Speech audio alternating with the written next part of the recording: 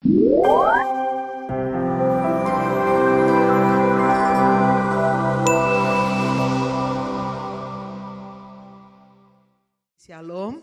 salam damai sejahtera di dalam kasih Tuhan Yesus Kristus. Puji Tuhan, kita boleh menikmati hadirat Tuhan ketika kita memuji menyembah Tuhan dengan sungguh-sungguh. Dia bukan hanya hadir, tapi Dia bertahta di atas setiap pujian dan penyembahan kita. Dan jika Dia bertahta menjadi Tuhan atas hidup kita, Dia sanggup, saudara, mencurahkan berkat-berkat, kebutuhan yang kita bawa kepada Tuhan tidak akan dilalukan oleh Tuhan begitu saja. Amin. Bapak Ibu Saudara sekalian, di bulan ini, di bulan Mei, minggu yang kedua, kita masih dengan subtema The Unshakable. Satu kehidupan yang tidak tergoyahkan.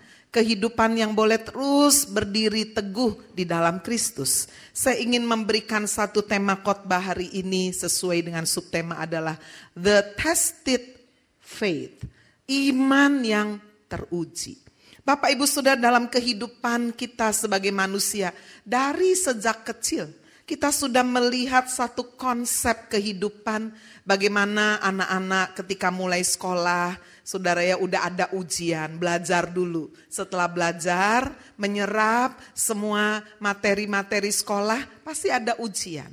Ya, walaupun ujian itu enggak menyenangkan. Ujian itu sudah menyakitkan, menyusahkan ya, harus belajar. Tapi itu penting, supaya apa saudara, setelah ujian ada nilai-nilainya dan itu menentukan apakah anak-anak saudara akan naik kelas atau tidak. Nah ternyata saudara, konsep ini juga terjadi dalam kehidupan rohani. Ada ujian-ujian iman yang harus kita lalui di sepanjang kehidupan kita. Tuhan punya rencana bukan untuk menjatuhkan. Sama seperti kalau dalam sekolah, saudara sekalian, ada ujian, ada ulangan. Sama sekali guru-guru atau sekolah itu tidak merancangkan supaya anak-anaknya jatuh semua, ya goblok semua, tidak. Tapi sebaliknya, justru melalui ujian, anak-anak ini ditingkatkan, harus belajar dan boleh mencapai tingkat yang lebih tinggi sampai berhasil.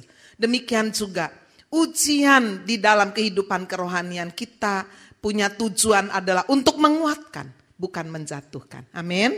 Hari ini sudah kita akan belajar dari kehidupan hamba-hamba Tuhan yang luar biasa.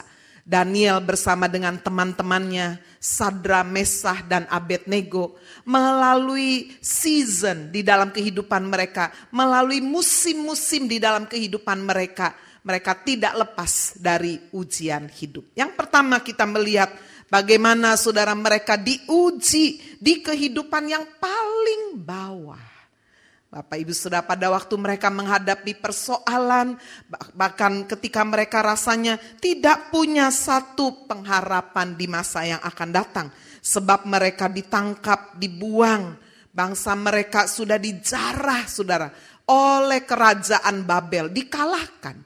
Dan Daniel bersama dengan teman-temannya yang adalah keturunan raja, keturunan bangsawan ternyata terpilih saudara, untuk boleh ada di istana raja, untuk kemudian mereka dipersiapkan membantu raja. Coba kita melihat di dalam Daniel pasal 1 ayat 5. Daniel pasal 1 ayat 5. Dan raja menetapkan bagi mereka, yaitu bagi Daniel dan teman-temannya pelabur, ya, bukan melabur tembok ini ya.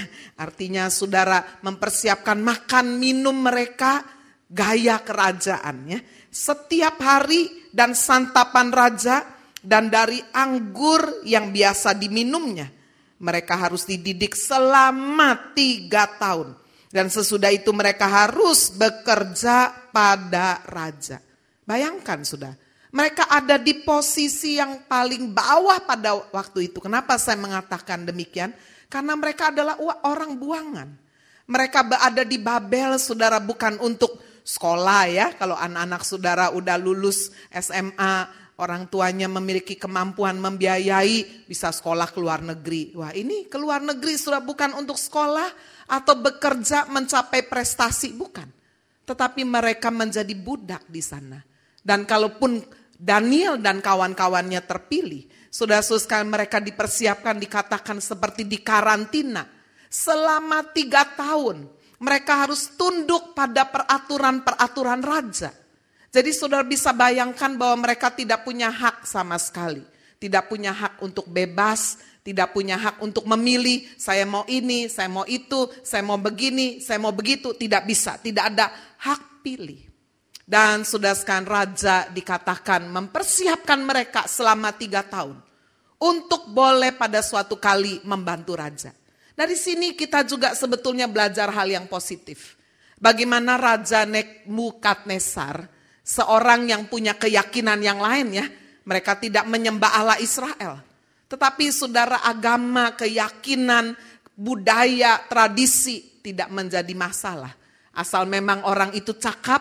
Dikatakan kalau saudara membaca ya, bahwa Daniel dan teman-temannya ini terpilih, dikatakan di ayat yang ke-3. Raja bertitah kepada Aspenas, kepala istananya, membawa beberapa orang Israel yang berasal dari keturunan raja, dari keturunan kaum bangsawan, yakni orang-orang muda yang tidak ada sesuatu celak, berperawakan baik, memahami berbagai-bagai hikmat, berpengetahuan banyak dan yang mempunyai pengertian tentang ilmu, yakni orang-orang yang cakap untuk bekerja dalam istana raja, supaya mereka diajarkan tulisan dan bahasa orang Kastim. Wow. Jadi saudara tidak hanya terpilih karena muda, bukan loh ya, bukan karena cakapnya aja. Tetapi dikatakan saudara mereka dipenuhi ada hikmat, pengetahuannya banyak, pengertian. Bapak Ibu saudara sekalian, tetapi masalahnya mereka harus melayani raja yang berbeda saudara sekalian keyakinannya. Tapi kita lihat bagaimana Nebukadnezar punya jiwa yang besar. Ya, bukan karena beda agama, nggak boleh minggir. Tidak. Mereka dilatih, saudara sekalian dipersiapkan selama 3 tahun. Tetapi dengan syarat, dikatakan saudara mereka harus makan, minum dari semua yang dipersiapkan oleh raja. Dan kita bisa melihat bagaimana di bagian kehidupan yang paling bawah, saya sebut paling bawah, sebab mereka tidak punya kebebasan. Mereka ada sebagai orang buangan, tetapi dikatakan Daniel dan teman-temannya memiliki satu ketetapan tidak kompromi walau di tengah pembuangan. Biasanya orang kalau dibuang, orang ada di posisi yang paling bawah, aduh udah mau diangkat aja ya, aduh udah bersyukur, udah jangan macem-macem gitu kan. Tetapi saudara, iman Daniel dan teman-temannya membuat mereka tidak kompromi. Saudara-saudara sekalian, kita bisa melihat itu di dalam Daniel 1 ayat 8. Daniel berketetapan untuk tidak menajiskan dirinya dengan santapan raja dan dengan anggur yang biasa diminum raja. Kenapa sudah? Sebab makanan dan minuman yang biasa disantap raja ini sudah dipersembahkan kepada dewa-dewa, kepada berhala-berhala. Dan itu bertentangan dengan hati nurani Daniel dan teman-temannya. Mereka mempercayai Allah Israel. Mereka tidak mau mendua.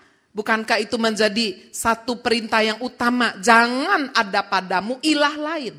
Jangan ada padamu sesembahan yang lain. Walaupun mungkin saudara ada orang berkata, aduh Tuhan ini kepepet ini ya. Kalau enggak saya bisa dibunuh ini. Saya ini orang buangan, sudah terpilih ada di istana aja. Udah terima kasih. Tidak saudara. Kita bisa melihat ketetapan hati Daniel dan teman-temannya luar biasa. Mereka tidak mau kompromi. Saudara sekalian, dan dikatakan pemimpin daripada pegawai istana ini berkata kepada Daniel, aduh kamu kalau gak mau makan makanan minuman raja, nanti kalau sampai ada apa-apa saya lu yang disalahkan, saya lu yang dihukum. Nah disinilah kita melihat saudara, bagaimana komitmen untuk tidak kompromi harus diimbangi dengan sikap yang rendah hati. Amin. Saya melihat seringkali ada orang-orang yang tegas, gak kompromi. Tapi seringkali attitude-nya, sikapnya saudara, sombong. Kelihatannya, waduh kok sepertinya menantang. Tapi apa yang kita bisa lihat di dalam Daniel dan teman-temannya. Saya melihat sikap mereka ini adalah sikap yang rendah hati. Saudara tegas tapi lembut. Nah ini gak gampang ya. bukan lembut saudara, tetapi aduh ya udahlah nurut aja lah, tidak. Tegas tapi ada kelembutan. Kelembutan tapi tidak kompromi. Coba kita lihat sudah sikap yang rendah hati ini ditunjukkan Daniel di ayat 12. Adakanlah percobaan dengan hamba-hambamu ini selama 10 hari. Dan biarlah kami diberikan sayur untuk dimakan dan air untuk diminum. Ayat 13. Sesudah itu bandingkanlah perawakan kami dengan perawakan orang-orang muda yang makan dan santapan raja. Kemudian perlakukanlah hamba-hambamu ini sesuai dengan pendapatmu. Ayat 14, didengarkanlah permintaan mereka lalu diadakanlah percobaan dengan mereka selama 10 hari. Bukankah ini satu sikap yang baik? Sikap yang rendah hati. Gini aja, dicoba ya 10 hari. 10 hari kasih saya dan teman-teman ini sayur aja dan air untuk diminum ya. Gak usah kasih daging-daging, anggur-anggur ya, karena udah dipersembahkan. Tapi gak ngomong begitu kan, udah ya. Walaupun demikian sudah sekalian dikatakan Daniel, nanti setelah 10 hari coba kamu sendirilah yang cek. Apakah saya kelihatan loyo sama teman-teman ini sakit-sakitan, nanti cobalah. Bukankah ini satu sikap yang sangat baik? Betul gak saudara? Enggak menantang, enggak sombong. Bapak Ibu, selamanya saya percaya perhiasan yang harus dikenakan baik oleh wanita maupun pria adalah kerendahan hati. Amin. Saudara, walaupun saudara kaya, hebat, berhasil, tapi saudara kalau sudah mengenakan perhiasan yang satu ini, saudara akan membuat orang lain berkata, aduh orangnya baik ya, gak sombong ya. Saya membaca saudara salah seorang yang terkenal, pendiri dan penggagas rumah makan Wendy's. Siapa yang tidak kenal ya, coba kita lihat orangnya. Saudara ini pendiri rumah makan Wendy's. Saya juga suka saudara burgernya, ada kentang brokolinya ya. Nah ini saudara, namanya Dave Thomas. Dave Thomas ini bukan hanya terkenal sebagai penggagas dan pemilik rumah makan gerai burger yang ada di mana-mana ini ya. Tetapi saudara, dia juga sering masuk televisi ya di Amerika. Karena dia seorang yang pandai saudara melontarkan joke-joke yang segar ya. Jadi dia sering masuk televisi. Ada lebih 800 iklan televisi. Dia masuk. Di situ dia menyampaikan humor yang sederhana. Dan saudara, dia juga tidak lupa menawarkan hamburger khasnya kepada pemirsa di seluruh dunia. Orang-orang saudara yang melihat dan berjumpa dengan Dave Thomas ini melihat dia sebagai seorang yang bersahabat, lucu, bisa dipercaya, trustable, dan penuh perhatian. Namun demikian walaupun Dave Thomas adalah seorang yang sangat terkenal, sangat kaya, dan sangat berhasil. Tapi dia selalu menekankan, saya hanyalah seorang utusan. Saya hanya membawa pesan, saya bukan pesan itu sendiri. Saya bukan fokus utama, bukan the message. But I am only the messenger. Bukankah itu satu sikap yang indah? Dave Thomas berkata, saya bukan pesan itu sendiri. Saya hanya pembawa pesan. Bukankah itu juga sudah yang diucapkan oleh Yohanes Pembaptis? Dia berkata sudah kepada murid-muridnya, biarlah aku semakin berkurang. Yesus itu yang harus semakin bertambah-tambah dalam hidup. Amin saudara. Inilah satu kerendahan hati yang ada di dalam kehidupan Daniel. Diimbangi dengan sikap yang tidak kompromi. Hasilnya luar biasa. Tuhan memberikan pembelaan atas kehidupan Daniel dan teman-temannya. Kita membaca di ayat 9 dikatakan, maka Allah mengaruniakan kepada Daniel itu kasih dan sayang dari pemimpin pegawai istana itu. Pemimpin pegawainya itu bisa seneng ya lihat Daniel walaupun suku bangsanya lain, walaupun agamanya lain, budayanya lain, walaupun Daniel dan teman-temannya ini orang buangan, tapi bisa menimbulkan kasih sayang. Karena apa? Saya percaya itu adalah karena attitude, sikap Daniel dan teman-temannya yang sangat baik. Dan di ayat 15 dikatakan saudara, setelah lewat 10 hari, ternyata perawakan mereka ini lebih baik. Ya, wah luar biasa. Saudara nggak makan daging, banyak orang bilang nanti kita lemes begini. Belum tentu saudara ya. Manusia pertama aja makannya Adam dan Hawa. Sebelum zaman Nuh, mereka itu makannya biji-bijian loh. Makannya sayur-sayuran, biji-bijian, buah-buahan. Nggak ada daging. Tapi mereka panjang umur. Umurnya bisa 900 tahun. Ya, justru saudara manusia hari-hari ini tambah lama. Umurnya tambah pendek-pendek. Bapak Ibu Saudara, dan dikatakan bahwa setelah lewat 10 hari ternyata perawakan mereka ini lebih baik.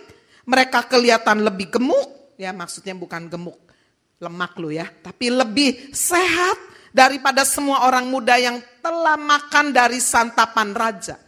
Tidak cukup hanya perawakannya yang lebih sehat, yang lebih tegap. Tetapi dikatakan di ayat 17 kepada keempat orang muda itu Allah memberikan pengetahuan, kepandaian tentang berbagai tulisan dan hikmat. Daniel mempunyai pengertian tentang berbagai-bagai penglihatan dan mimpi.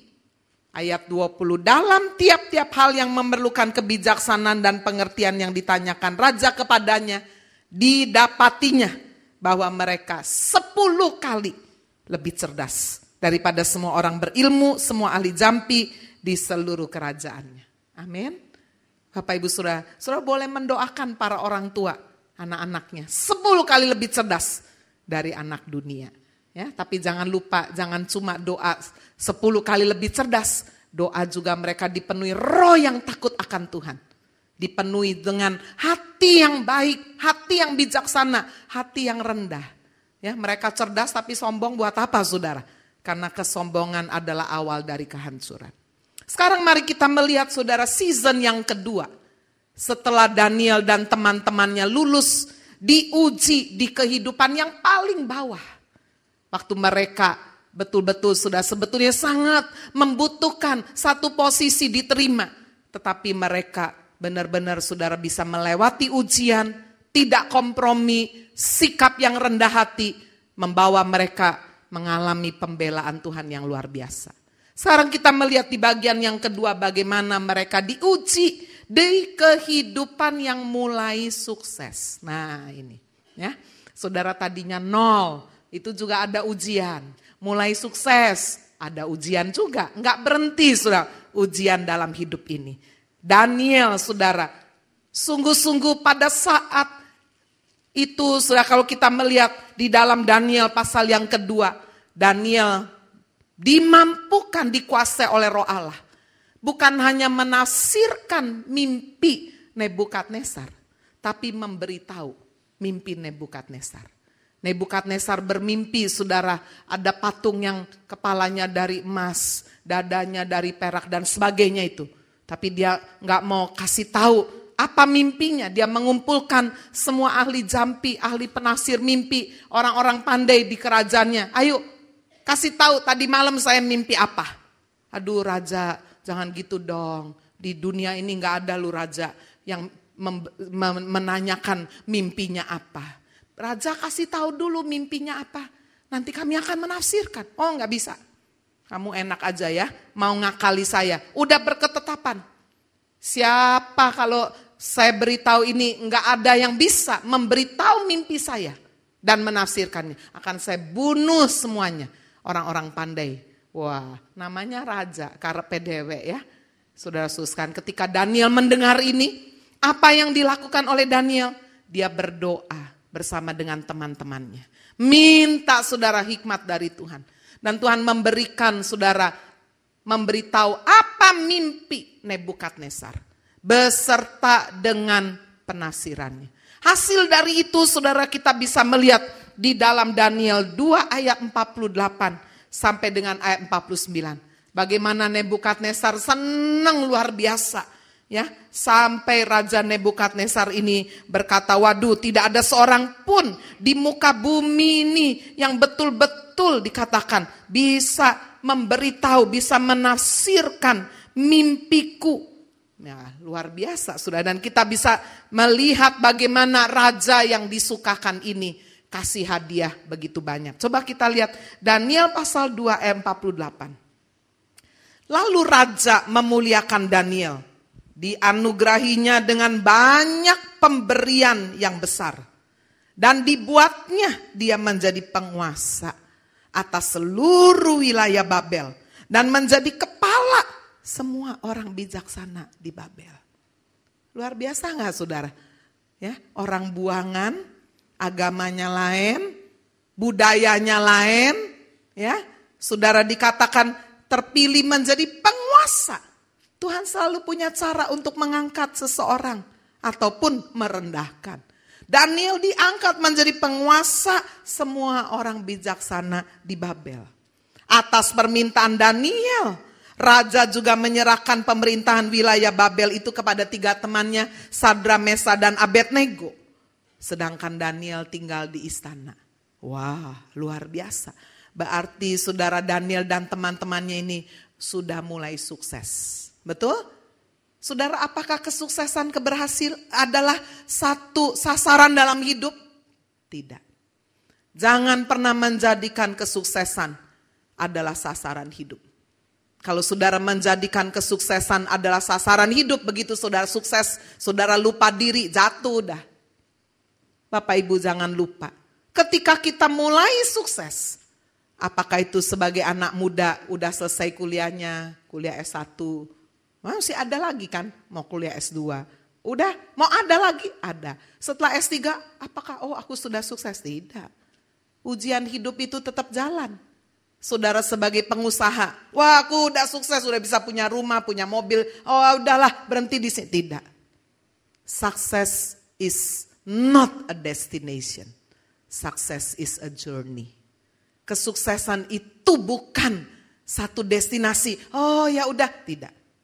Kesuksesan adalah perjalanan hidup. Kita harus move on. Kita harus terus berjalan, maju. Sebab saudara ketika mulai sukses pun akan ada ujian. Saudara lihat ketika Daniel dan 3 teman-temannya ini udah punya kedudukan yang baik, ujian tidak berhenti. Iman 3 teman Daniel diuji. Nyawanya dipertaruhkan. Namanya raja ya ada aja saudara. Baru beberapa hari sebelumnya memuji-muji Allahnya Daniel. Wah luar biasa Ciami. Daniel Allahmu itu gak ada yang seperti engkau. Gak berapa lama dia saudara sebagai penguasa yang pada waktu itu mungkin saudara bisa dibilang terbesar tertinggi di dunia. Yaitu kerajaan Babel.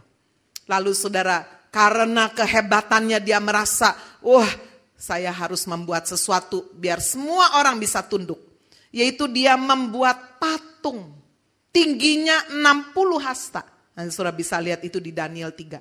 Tingginya 60 hasta. 1 hasta 45 cm.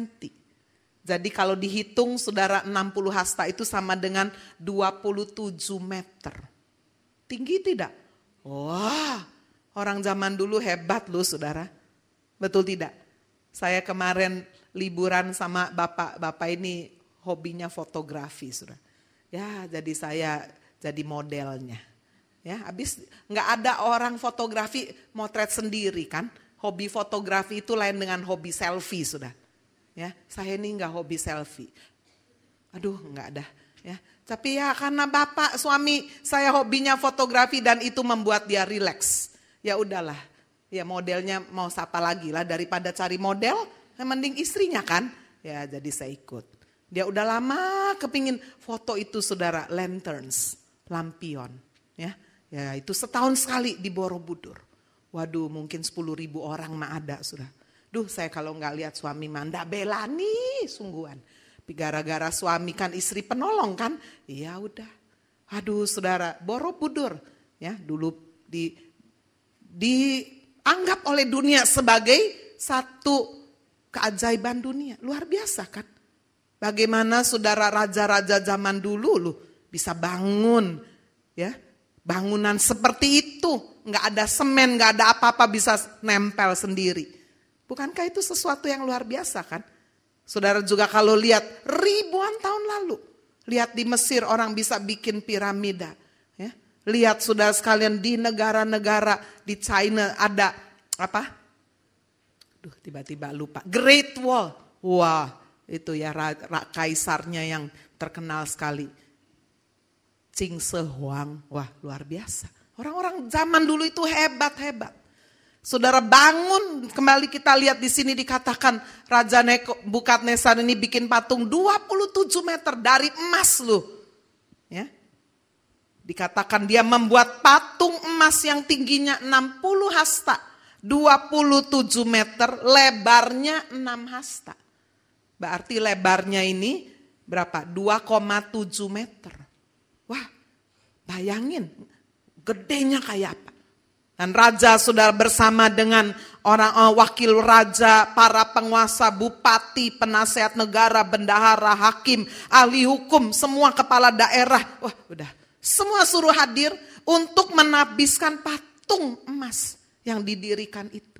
Gak tahu biayanya berapa ya, 27 meter patung emas, lebarnya 2,7 meter. Dan mereka sepakat patung ini harus disembah. Wah ini cari masalah ini ya. Nah saudara sekalian, ketika kemudian sudah dipersiapkan semua bunyi-bunyian begitu, semua musik, semua tabuhan dibunyikan serempak semua saudara, itu mereka harus menyembah. Daniel ada di istana, jadi dia duduk dekat raja, enggak ikut peraturan itu. Tapi Sadra, Mesah, dan Abednego, kan mereka tadi saya udah bacakan, mereka menjadi penguasa di daerah-daerah, jadi mereka ikut ada di situ, harus menyembah. Bagaimana saudara?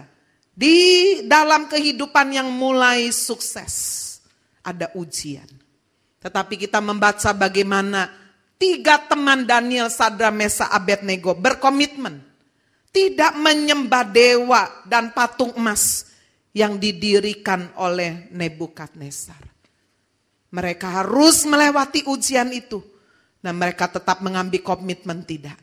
Kami tidak menyembah dewa patung emas Tuanku ini. Walaupun saudara kemudian diperhadapkan raja-raja marah sekali. Ya. Kita akan mulai lagi sekali lagi, kalau kamu gak mau, kami akan masukkan kalian ini ke perapian yang menyala-nyala. 7 kali dipanaskan. Ya. Wah. Tetapi saudara setelah yang kedua kali dicoba lagi, semua menyembah. 3 orang ini tetap berdiri, enggak mau menyembah. Apa yang mereka ucapkan, satu komitmen yang luar biasa. Kita bisa melihat itu Daniel 3 ayat 16. Lalu Sadra, Mesah, dan Abednego menjawab Raja Nebukadnezar, tidak ada gunanya kami memberi jawab kepada Tuanku dalam hal ini. Jika Allah yang kami puja sanggup melepaskan kami, maka ia akan melepaskan kami dari perapian yang menyala-nyala itu. Dan dari dalam tanganmu ya Raja. Tetapi seandainya tidak, hendaklah Tuanku mengetahui ya Raja, bahwa kami tidak akan memuja dewa Tuanku dan tidak akan menyembah patung emas yang Tuanku dirikan itu. Wow. Inilah iman yang sejati. Saya sering menyebutnya iman SMA, bukan iman TK. Iman yang dewasa. Tidak kebetulan SMA itu singkatan Sadra, Mesah, Abednego kan? Luar biasa. Iman itu berkata, Pak Allah yang kami puja sanggup melepaskan kami. Tapi seandainya tidak, kami harus mati dalam perapian, enggak apa-apa. Kami tetap tidak akan menyembah dewa patung emas. Ini iman yang luar biasa. Jangan punya iman begini, kalau Tuhan sembuhkan saya baru percaya. Saya baru mau melayani. Tapi kalau Tuhan gak sembuhkan, ya udah, enggak mau percaya, enggak mau melayani. Waduh, itu iman TK sungguhan sudah, enggak layak melayani Tuhan. Ya. Oh kalau Tuhan berkati saya, atau bagi yang belum punya jodoh. Kalau Tuhan kasih jodoh, baru aku percaya sungguh-sungguh, aku mau sungguh-sungguh melayani. Waduh, imannya kok karena lihat dulu bukti diberi, baru mau. Tetapi saudara harus berkata, seperti Sadra, Mesah, Abednego. Allah yang kami puja sanggup melepaskan kami. Tapi seandainya tidak, hendaklah Tuanku Raja, kami tetap tidak akan menyembah dewa patung itu. Wah luar biasa. Satu komitmen saudara yang tidak goyah. Saya membaca kisah yang sangat menginspirasi. Dari seorang anak muda saudara, dia memutuskan untuk tidak sekolah SMA ya. Dia kerja, mulai dapat uang, dia mulai merasa bahwa dia mulai sukses. Tapi satu kali datang ujian dalam hidup. Ketika anak muda ini mengantar, saudara, dia naik mobil, muatannya berisi penuh buku ke kantor yang berlantai 7. Rupanya saudara, kantor itu memesan begitu banyak buku untuk perpustakaan.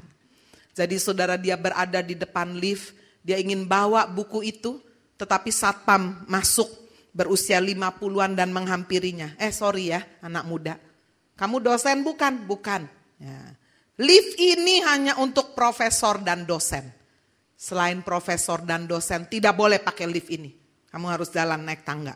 Enggak berkenan. Saya bawa pesanan buku, enggak mau tahu.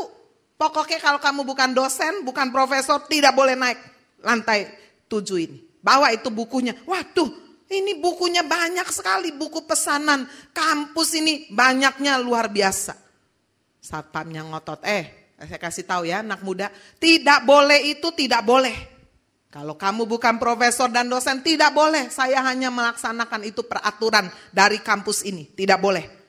Wah, berdebat cukup lama di depan pintu lift, tapi satpam tetap bersikeras karena dia memang digaji untuk itu ya, nggak boleh pokoknya. Waduh, dalam benak anak muda ini gimana ini? Mengangkut habis bukunya semobil penuh, bisa bolak-balik 20 kali ke lantai 7. Gimana ini? Wah, ini pasti sangat melelahkan. Hari itu dia ambil keputusan. Buku-bukunya ditaruh saudara di pinggir aula itu, dia keluar ditinggal gitu aja. Lalu dia menghadap bosnya, dia kerja di toko buku kan. Bos, saya cerita ya gini. Saya disuruh naik ke lantai 7 bawah. Saya enggak mau dah, saya tinggalin di situ. Saya tahu bos pasti marah ya, sorry ya. Tapi hari ini juga saya resign. Ya, saya mengundurkan diri bos, nggak sanggup kerja kayak gitu. Bosnya melongo aja, ya udah resign. Anak muda itu tidak pulang, saudara, dia pergi ke toko buku. Dia belanja, dia beli buku untuk dia belajar seperti di sini mah paket C gitu ya. Untuk supaya dia bisa lulus SMA. Luar biasa. Saudara, dia mengambil satu tekad. Dia harus lulus SMA, dia harus kuliah. Dan dia belajar 1 hari saudara. Dia belajar 14 jam. Sambil meneteskan air mata, dia bersumpah, saya harus bekerja keras. Saya harus bisa lulus perguruan tinggi. Saya tidak akan membiarkan orang menghina saya lagi. Saudara, selama 6 bulan dia belajar tiap hari 1 hari 14 jam. Untuk dia bisa ikut paket C, lulus SMA. Sebab dia sadar waktunya gak banyak. Dia gak bisa lagi mundur. Dia gak boleh lagi malas-malasan. Dia merasa bahwa dia udah bisa bekerja, dapat uang, udah mulai sukses. Tapi ternyata orang masih melihat dia belum jadi apa-apa. Saudara sekalian, dalam benaknya dia memikirkan hinaan satpam itu. Waduh, yang enggak mengizinkan dia pakai lift, membayangkan diskriminasi ini. Itu memacu semangatnya, melipat gandakan kerja kerasnya. Saudara, cerita anak muda ini luar biasa. 6 bulan kemudian dia lulus SMA. Setelah dia lulus SMA, saudara, dia daftar kuliah kedokteran. Saudara sekalian, 20 tahun cerita ini, saudara sekalian, dia sudah jadi dokter yang terkenal. Dia merenung sejenak. Terima kasih untuk satpam yang menghina dia. Ngotot gak boleh pakai lift kalau bukan dosen dan profesor. Yang mempersulit dia. Dia berkata, terima kasih ya. Kalau bukan karena seorang satpam yang menghina saya tidak akan kerja keras. Untuk saya bisa lulus SMA, saya ambil kuliah kedokteran dan menjadi dokter sampai hari ini. Dia merasa berhutang budi kepada security yang menghinanya. Bapak Ibu, season yang saudara jalani dalam hidup ini, mungkin saudara sedang menapaki kesuksesan. Lalu ada persoalan, ada ujian hidup, ada penghinaan atau bahkan mungkin kegagalan. Jangan berhenti. Amin, saudara. Jangan menyerah. Saudara harus menjadi seperti anak muda ini. Wah, itu justru harus memacu hidupku. Untuk aku boleh bekerja lebih lagi. Untuk aku boleh maju lebih lagi. Saudara, kita lihat apa yang terjadi dalam kehidupan 3 teman Daniel ini. Mereka mengalami pembelaan Tuhan. Mereka betul-betul dibuang ke perapian yang 7 kali panasnya. Sudah dipanaskan. Sampai yang bawa 3 orang ini ya masuk ke lubang perapian yang menyala. Sampai mati saking panasnya. Tapi apa yang terjadi saudara? Tuhan memberikan pembelaan yang luar biasa. Di dalam Daniel 3 ayat 25. Tetapi ada 4 orang kulihat berjalan-jalan dengan bebas di tengah api itu. Mereka tidak terluka. Dan yang keempat itu rupanya seperti anak dewa. Kalau Tuhan mau, saudara, dia bisa melakukan keajaiban apa saja. Amin. Bahkan sudah masuk ke perapian yang menyala-nyala. Kalau Tuhan bilang, enggak, belum waktunya mati. Ya belum. Tapi memang kalau sudah waktunya, ya sudah. Kalau Tuhan yang membuka pintu, tidak ada yang bisa menutupnya. Tapi kalau Tuhan sudah nutup, saudara mau buka kayak apa? Gak bisa. Ya udah, kita lewati aja ujian demi ujian. Yang terakhir, yang ketiga, diuji di puncak kesuksesan. Yang pertama tadi apa saudara? Diuji di kehidupan yang paling bawah. Yang kedua, diuji di kehidupan mulai sukses. Kalau sudah paling puncak, apa udah gak ada ujian? Salah. Ujian gak berhenti sudah. Diuji di puncak kesuksesan.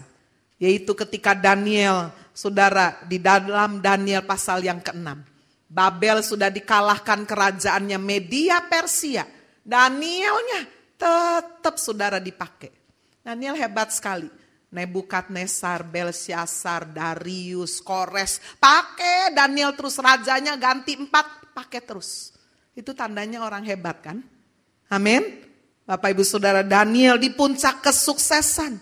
Kalau saudara baca di Daniel 6 ayat 1-3 dikatakan, saudara di bawah pemerintahan Darius. Darius itu mengepalai 120 wakil raja. Ya, dan mengepalai 120 wakil raja ini, raja memilih 3 pejabat. Jadi saudara, salah satu dari 3 pejabat itu Daniel. Dan Raja Darius ini sedang memikirkan untuk Daniel ini dijadikan yang tertinggi saudara. Dari 3 pejabat ini. Nah, berarti dia betul-betul ada di puncak kesuksesan. Bahkan hebat sekali saudara. Orang kalau sudah di puncak kesuksesan, apakah semuanya senang, happy? Belum tentu ya. Banyak orang yang iri hati. Itu sebabnya saudara, hari-hari ini kita lihat sangat applicable kita menghadapi realita di tengah bangsa ini. Nggak ada saudara orang yang dipenjara.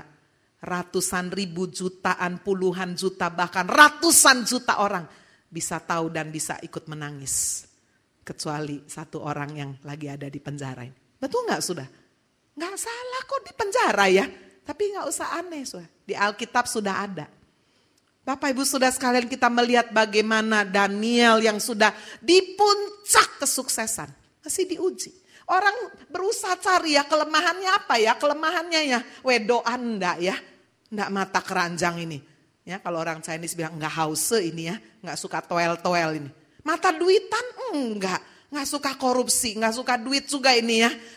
Enggak suka manipulasi. Enggak mau disogok. Aduh apa ini ya. Sombong enggak. Baik banget ini orangnya. Goblok enggak, males enggak. Aduh pinternya luar biasa, berhikmat, rajin, kerja keras. Apa ini kelemahannya? Enggak ada. Itu sudah baca itu di Daniel pasal 6 ayat 5. Tidak ditemukan sedikit pun. Salahnya apa? Enggak ada. Cuma satu aja yang dipersoalkan. Keyakinan imannya. Itu aja yang beda. Sehari 3 kali Daniel mesti minta izin pulang berdoa. Waduh, luar biasa. Saudara, inilah yang kemudian dipakai oleh pejabat-pejabat yang iri hati untuk menjatuhkan Daniel di bawah. Raja, ini gimana ya? Raja ini kan udah gede sekali kekuasaannya. Supaya kita bisa bersatu, supaya kita bisa unity, kita bikin aja satu peraturan. Supaya betul-betul di negara-negara yang di bawah pemerintahan Raja Darius ini hanya boleh menyembah raja, nggak boleh yang lain. Gimana raja? Siapa yang dalam waktu 30 hari menyembah yang lain, kita masukin aja ke gua singkat. Wah, Daniel diperhadapkan 120 wakil raja. Ya, ini susahnya kalau organisasi kerajaan. Semua saudara wakilnya ngomong begitu, rajanya gimana? Semua udah tanda tangan. Ya udah dah, suara mayoritas diberlakukan. Siapa yang dalam 30 hari tidak menyembah hanya Raja Darius, ya, itu ada tuh di situ. Akan dimasukkan ke gua singa. Ketika Daniel dengar itu, apa dia takut? Tidak. Seperti biasanya, demi didengar Daniel bahwa surat perintah itu dibuat, pergilah ia ke rumahnya, dia tetap berdoa sehari 3 kali. Apa yang terjadi setelah dia benar-benar ditangkap, masukkan ke gua singa. Tapi kita tahu semua cerita akhirnya bagaimana. Singanya dibuat gak suka Daniel. Mungkin udah tua juga ya Daniel ya. Tapi bukan itu saudara. Tuhan yang menutupkan mulut singa. Sehingga gak kepingin makan Daniel. Amin saudara. Ada pembelaan yang luar biasa. Di atas puncak kesuksesan. Daniel tetap imannya teruji. Saya tutup saudara dengan satu cerita nyata. Saya melihat luar biasa. Bapak Ibu, alam yang Tuhan berikan. Saya akan cerita pohon tertua di dunia. Pohon ini disebut pohon Metuselah. Ya, coba lihat. Nah ini Metuselah. Pohon cemara namanya Bristol Cone. Bagus banget ya. Siapa yang mau bangun rumah pakai pohon ini? Waduh, nggak dijual, mahal. Kenapa saudara? Pohon Bristol Cone Metuselah ini berumur 3.000 sampai 4.000 tahun. 3.000 sampai 4.000 tahun. Saya beberapa kali saudara diminta doa ucapan syukur rumah. Ada pohon yang tua-tua. Bu, ini pohonnya dari Madagaskar. Kita bawa. Mahal ya Pak? Mahal. Harganya ratusan juta. Aduh, buat pohon ada ratusan juta. Oh, apalagi ini. Ini mungkin nggak boleh lah ini ya. 3.000, 4.000 tahun. Pada tahun 57 ilmuwan Edmund Schulman menemukan sebatang di antaranya dan menamakannya Metuselah. Seperti yang di Alkitab ya, yang umurnya terpanjang. Pohon cemara berbongkol dan sangat tua ini umurnya hampir 5.000 tahun. Pohon ini sudah ada saat rakyat Mesir membangun piramid. Sudah ada, nggak mati-mati. Kenapa saudara? Pohon Bristol Cone ini tumbuh di atas pegunungan Amerika Serikat bagian barat. Di ketinggian kurang lebih 3.000 sampai 3.050 meter. Mereka mampu bertahan hidup. Bahkan di saat kondisi lingkungan yang sangat buruk, sudah lihat itu ya, ada salju. Suhu udara yang amat dingin, angin topan, lapisan udara yang sangat tipis, ya, curah hujan yang sangat rendah. Pohon ini tetap hidup sudah 5.000 tahun. Pertanyaannya, apa yang bisa membuat pohon Metuselah ini begitu kuat? Saudara, para peneliti menyimpulkan, lingkungan yang sulit, yang ganas, menjadi salah satu faktor sehingga mereka mampu bertahan hingga abad milenium. Kesengsaraanlah yang menumbuhkan kekuatan yang luar biasa dan tenaga yang tidak kunjung habis. Firman Tuhan berkata kesengsaraan itu menimbulkan tahan uji. Amin saudara. Justru lingkungan yang buruk inilah membuat pohon ini bertahan. Ujian dalam kehidupan rohani. Itulah membuat iman kita enggak glosor. Amin saudara. Itu sebabnya tested faith, iman yang teruji. Sungguh-sungguh Tuhan mau lakukan. Di awal kehidupan yang paling bawah, ketika kesuksesan mulai maupun di puncak kesuksesan. Semua dilakukan demi kebaikan kita sampai pada garis finish. Amin. Tuhan Yesus memberkati kita semua.